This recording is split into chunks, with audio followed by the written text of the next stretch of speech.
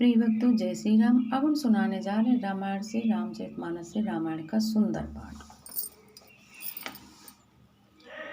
प्रभु सोई राम की अपर को जाहि जपत त्रिपुरारी, सत्य धाम सर्वग तुम कहो विवेक विचारी। लखन सिया रामचंद्र शंकर हरिओम। हे प्रभु, वही राम है या कोई और दूसरे हैं जिनको शिव जी जपते हैं? आप सत्य के धाम हैं और सब कुछ जानते हैं, ज्ञान विचार कर कहिए। जैसे मोटे मिटे मोर ब्रह्मारी, कहो सो कथा नाथ विस्तारी। जाग बलक बोले मुस्काई, तुम्हें विदित रघुपति प्रभुताई। हे नाथ, जिस प्रकार से मेरा ये भारी भ्रम मिट जाए, आप वही कथा विस्तार पूर्वक कहिए। इस पर वल के जी मुस्कुरा कर बोले, श्री रघुनाथ जी की प्रभुता को तुम जानते हो। राम भक्त तुम मन कम बानी, चतुराई तुम्हारी मैं जानी। चाहे सुने राम गुण गूढ़ा, कीन्हे प्रश्न मनहु अति मूढ़ा।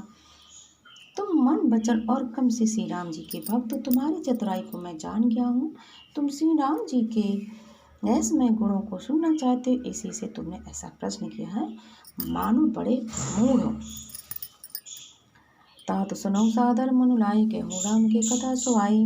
महामोह महिषेष मिसाला, राम कथा कालिका कराला। हे तात, तुम आदर पूर्वक मन लगाकर सुनो, मैं श्री राम जी की सुंदर कथा कहता हूँ। बड़ा भारी अज्ञान विशाल महिषासुर है और श्री राम जी की कथा उसे नष्ट करने वाली भयंकर काली जी है। राम कथा शशि किरण समाना, संत चकोर करन जे पाना।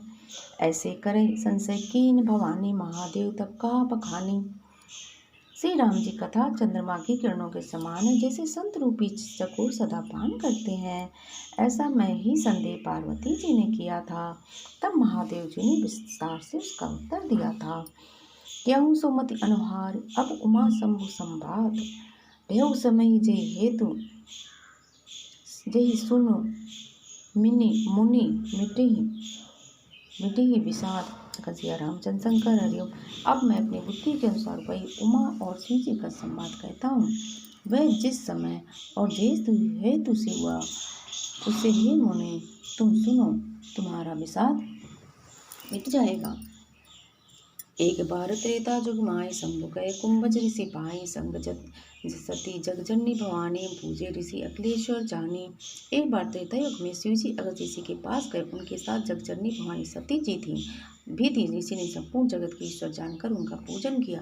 राम कथा मुनि पर से बखानी, सुनी मैं परम सुख मानी। ऋषि पूछी हर भगत सुहाई, कई प्रभु शंभु अधिकारी पाई। सुन मुनिवर अगस्त्य जी ने श्री राम कथा विस्तार से कही, जिसको मैं ईश्वर ने परम सुख मानकर सुना। फिर ऋषि ने शिव जी से सुंदर हरि भक्ति पूछी और शिव जी ने उसको अधिकारी पाकर हरि भक्ति का सहित दिन भक्ति का निरूपण किया। कहत सुनत रघुपति गुण गाता, कछु दिन तहाँ रहे गिरिनाथा। मुनि सन विदा मांगी त्रिपुरारी, चले भवन संग दक्ष कुमारी। श्री रघुनाथ जी के गुणों की कथाएं कहते सुनते कुछ दिनों तक शिव जी वहाँ रहे।